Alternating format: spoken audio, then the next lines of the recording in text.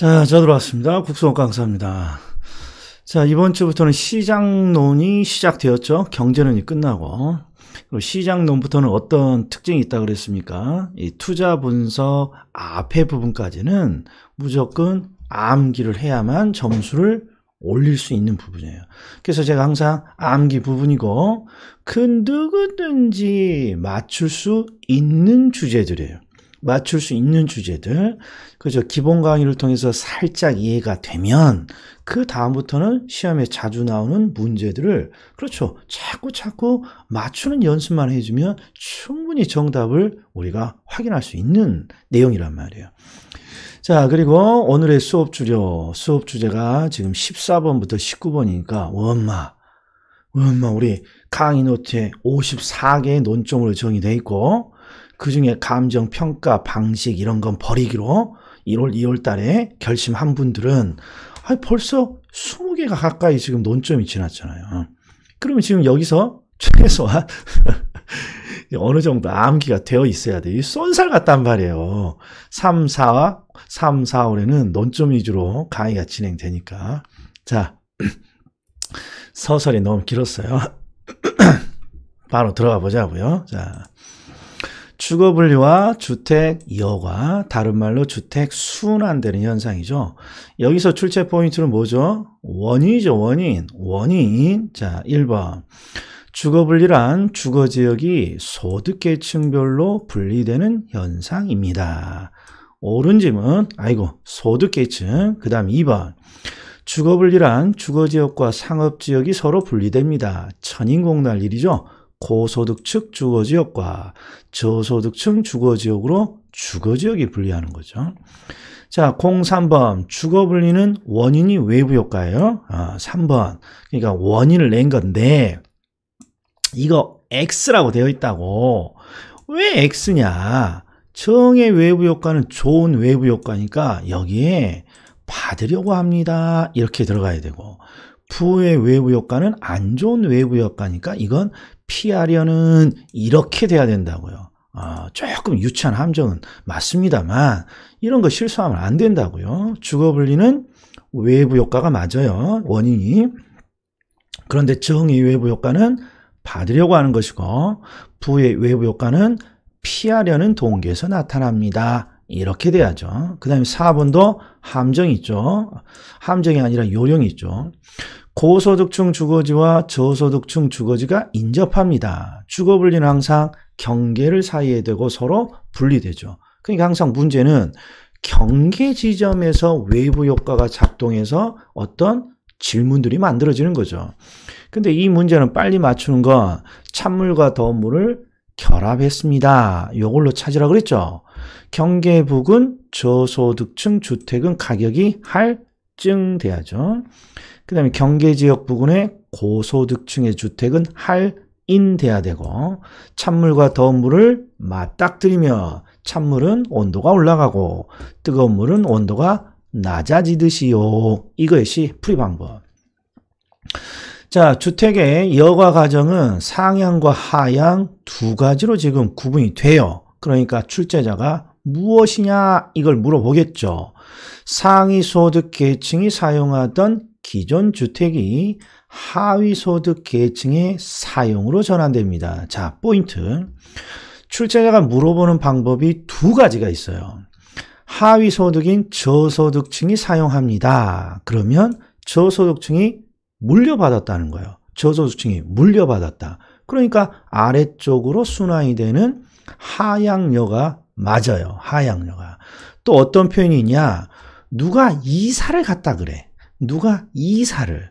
그러면 저소득층이 이사를 갔습니다. 그러면 고소득층 지역으로 이사를 갔겠죠. 목적은 기존의 상위 소득인 고소득층이 사용하던 주택을 물려받기 위해서 이사를 간 거예요. 그러니까 하위 소득 계층이 이사를 했다. 하향여가.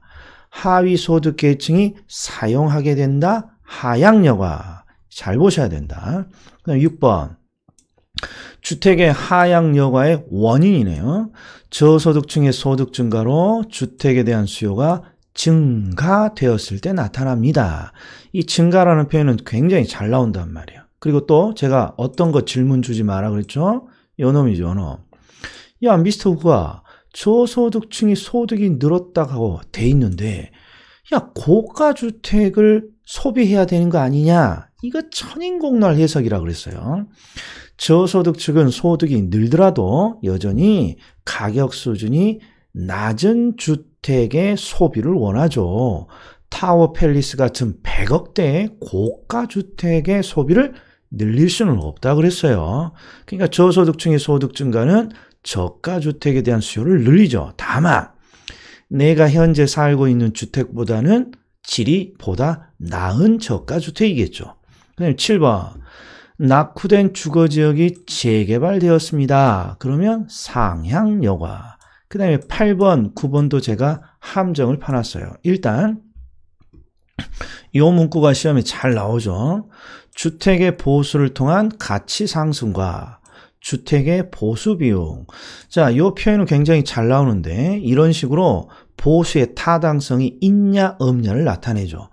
주택의 보수를 통한 가치 상승분은 주택 보수의 편익이고 주택 보수 비용은 비용이에요. 그런데 지금 주택 보수의 가치 상승이라는 편익이 작다고 돼 있으니까 보수는 이루어지지 않는 거죠. 그러면 정답은 상향여가가 발생할 수 없다. 여길 고쳐줘야 되는 거죠. 여길 고쳐줘야 되는 거예요. 그런데 간혹가다 이 문장을 어디를 고치려는 사람이 있습니까? 9번에 여기를 고치려는 사람이 있어. 천인공날 일이라고. 지금 8번과 9번은 똑같아요, 문장이. 그런데 지금 8번은 제가 여기다가 없다. 상향여가가 발생할 수 없습니다. 여기까지는 받아들이는데 간혹가다. 저소득층 주거지역에서 주택의 보수의 타당성이 없으니까 상향여가는 일어나지 않는 거예요. 그러니까 갑자기 상향여가인 반대말인 하향여가가 발생할 수 있는 거 아니야. 이렇게 수정을 하시는 분이 있는데 이건 역시 틀린 지문이에요. 왜? 하향여가의 원인은 항상 6번밖에 없어요. 소득의 증가로 주택에 대한 수요가 늘었을 때 나타나는 거고 8번, 9번은 상향여가가 발생하느냐 안 하느냐의 문제지 상향여가가 발생하지 않는다고 해서 하향여가가 발생할 수 있다. 이런 해석은 천인공갈 해석입니다. 요거 주의하라고 제가 지금 놓은 거예요. 그 다음에 효율적 시장. 자, 정보의 효율성은 두 가지 시장이 있죠. 효율적 시장. 효율적 시장은 항상 초과 이윤의 획득 가능성이고 그 다음에 두 번째는 자본의 할당이 효율적인 시장. 자본의 할당은 항상 언제 이루어지는 거예요? 초과 이윤을 얻을 수 없게 되었을 때. 자, 1번 약성 시장이에요. 그러면 초과 이윤을 획득하려면 기본적 분석을 해야죠. 근데 과거 기술적 분석을 했으니까 초과 이윤은 얻을 수 없다. 약성 시장에서 초과 이윤을 얻을 수 있다라고 했으니까 여기는 기본적 분석이 들어가야겠죠. 기본. 중강성은 항상 내부 정보를 획득해야죠. 근데 기술적 분석을 했으니까 초과 이윤을 얻을 수 없다. 중강성 시장은 내부 정보를 획득해야 돼요. 그래서 기본적 분석을 하더라도 초과 이윤은 얻을 수 없다. 5번 중강성 시장에서 초과 이윤을 얻기 위해서는 투자자는 내부 정보를 획득해야만 한다.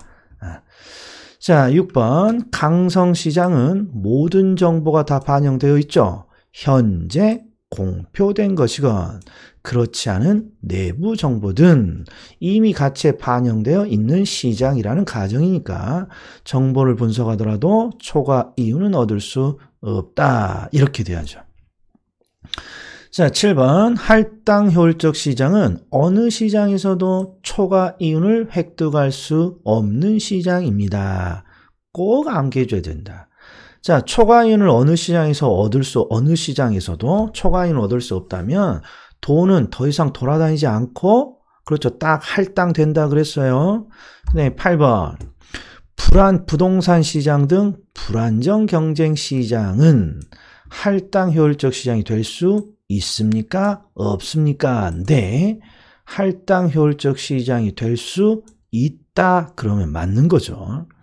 할당 효율적 시장이라는 건 완전 경쟁이냐 불완전 경쟁이냐로 결정되는 게 아니라 초과 이윤에 있냐 없냐 이걸로 결정되니까 불완전 경쟁 시장이라도 초과 이윤이 없을 수 있다고요. 그러면 할당 효율적 시장은 될 수 있는 거예요. 그러니까 주의해야 될 문구는 부동산 시장 등 불완전 경쟁 시장은 할당 효율적 시장이 될 수 없다라고 하면 무조건 틀린 거라고.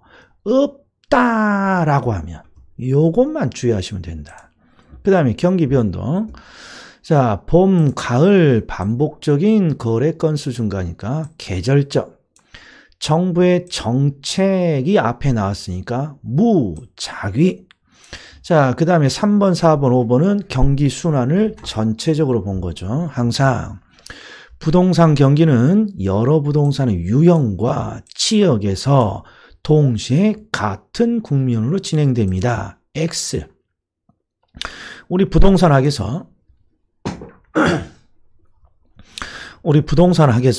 동시에 같다, 뭐 비슷하다 이런 문장이 나오면 무조건 X예요. 무조건 X.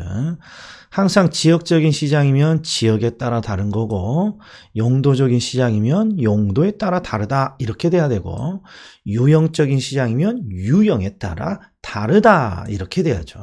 그 다음에 4번 부동산 경기는 주기가 길고요. 진폭은 크고요. 요게 틀렸네요. 불규칙적이고 불명확합니다. 이렇게 돼야죠. 부동산 경기는 주기는 길고 진폭은 요놈이 틀렸네요. 진폭은 크고 불규칙적이고 불명확하다. 자, 6번 회복시장의 기간은 후퇴시장의 기간에 비해 보다 길게 진행된다. 이거 논점이 파악이 돼야 문제가 풀리는 거예요. 항상 지속적인 확장의 과정이 있기 때문에 확장기와 수축기 둘 중에 확장기가 더 길어요. 그런데 암기 방법은 확장은 확장이니까 길고 수축은 수축이니까 짧다고 그랬잖아요. 그런데 확장기라고 주지 않고 회복을 줬어요. 회복 상향은 확장기, 후퇴 하향은 수축기. 그러니까 결국 회복이라는 확장 구간과 후퇴라는 수축 기간 중에 누가 길다? 당연히 확장기인 회복 시장의 기간이 깁니다. 이렇게 돼야죠. 그러니까 옳은 지문인가요? 옳은 지문이죠. 7번. 이것도 참 잘 틀립니다. 여기에 보면 순차적으로 반복한다고 되어 있어요. 순차적으로. 그러니까 경기 순환을 그렇죠. 순차적으로 적어줘야 돼요. 확장기, 수축기, 확장기, 수축기 두 가지로 구분하면 확장, 수축, 확장, 수축. 그 다음에 네 가지로 구분하면 항상 시작이 회복이죠. 회복. 회복부터 한 바퀴를 쑥 돌아가는 거 아니에요. 여기는 순서가 회복, 상향, 그 다음에 후퇴, 하향 이렇게 가야죠. 회복, 상향, 후퇴, 하향. 그런데 뒤집어져 있잖아요. 후퇴와 하향이. 회복, 상향, 후퇴, 하향. 회복, 상향, 후퇴, 하향. 이게 계속 반복돼야죠. 그래서 이거 옳은 지문을 고치려면 요거 두 개를 뒤집어주면 되는 거죠. 그 다음에 8번. 그 틀린 지문이에요. 7번. 부동산 경기가 상승이면 확장기죠. 그러니까 매수자가 아니라 매도자가 중시되는 시장이고, 상향 국면 확장기 그러니까 직전 거래 가격은 새로운 거래 확장기니까 하한선이 된다. 후퇴 국면은 수축기예요. 그러니까 과거의 거래 가격은 새로운 거래 상한선이 된다.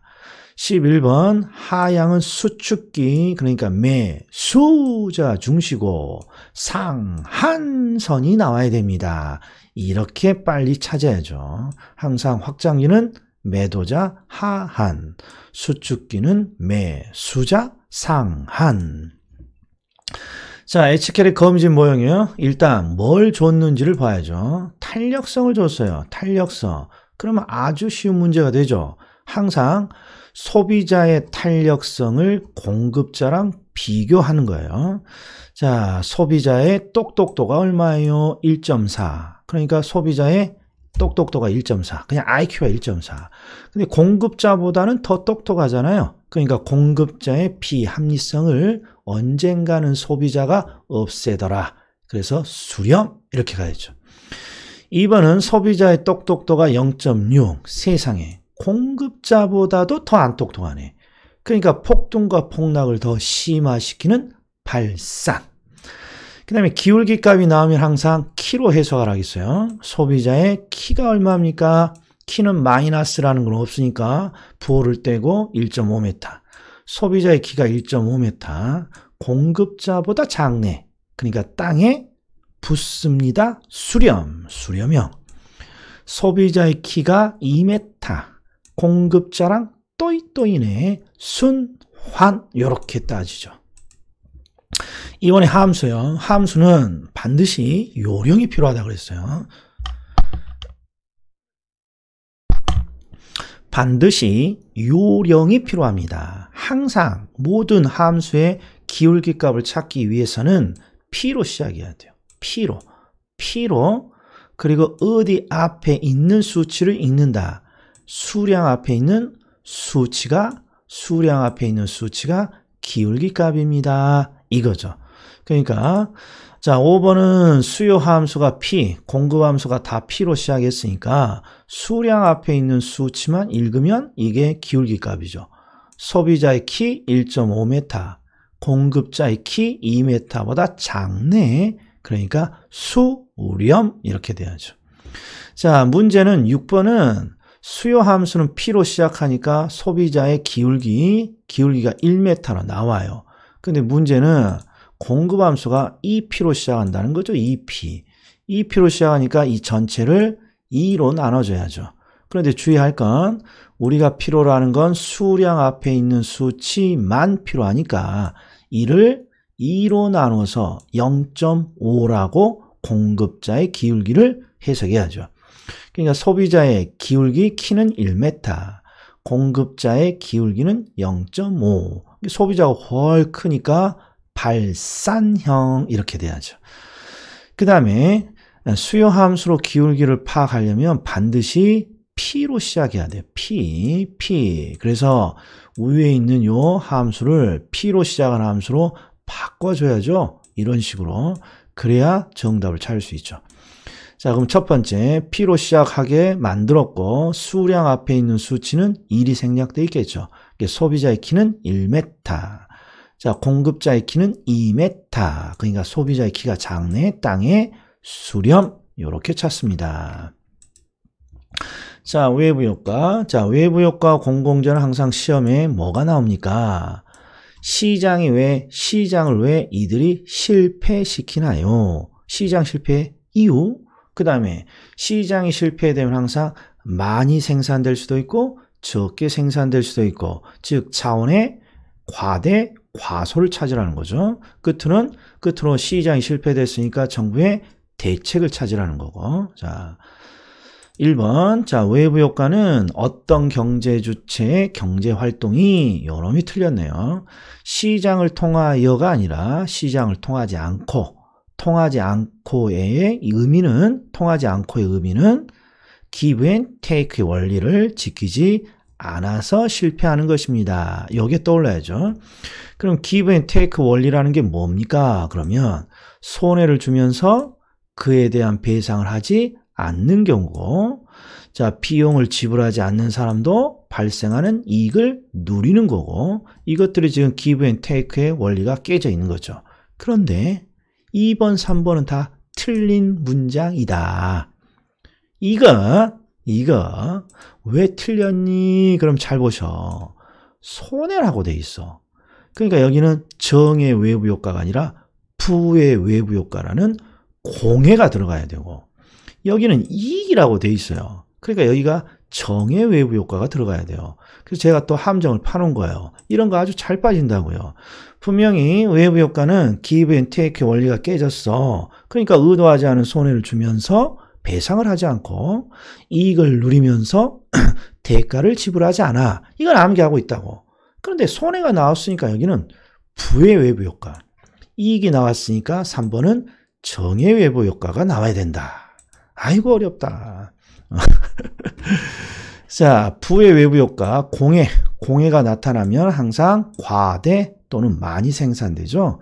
그럼 왜 많이 생산된다고 해줘야 돼요? 공해로 손해를 주지만 그에 대한 대가를 지불하지 않아서 돈이 남아 돌아요. 그래서 그 돈으로 더 많은 생산을 합니다. 이렇게. 그 다음에 생산 과정에서 외부 불경제를 발생시키는 재화의 공급을 시장에 맡깁니다. 그럼 사회적인 최적 생산량보다 과대하게 생산되겠죠. 정의 외부 효과는 적게 생산돼야죠. 사회적으로 적정한 수준보다 더 적게 생산된다. 그 다음에 7번, 8번은 대책이에요. 세금이나 규제, 이렇게 규제를 하고 있으니까 손해를 끼치는 외부 불경제가 들어가야 되고, 보조, 지원을 줍니다. 이 말은 장려한다는 거니까 이익을 만들어내는 외부 경제가 되고요. 자, 공공재는 소비의 비경합성과 비배제성의 특징을 갖고, 특히 이 비배제성이 중요하죠. 대가를 지불하든 말든 소비에서 배제되지 않는다는 건 소비를 할 수 있다. 따라서 항상 무임승차자의 문제가 발생한다. 옳은 지문. 그리고 승차를 하면서 사람들이 돈을 내지 않으니까 공공재 공급을 사적 시장에 맡기면 사회에서 필요한 양보다 적게 생산된다. 이렇게 갑니다. 자, 여기까지. 그러니까 내용은 그렇게 어렵지 않아요. 그러니까 항상 뭐가 중요한 거예요. 빠르게 논점을 찾고 빠르게 논점을, 그렇죠, 문제를 풀 수 있도록 암기가 병행되어야 된다. 이해와 함께. 자, 여기까지입니다. 수고 많으셨어요.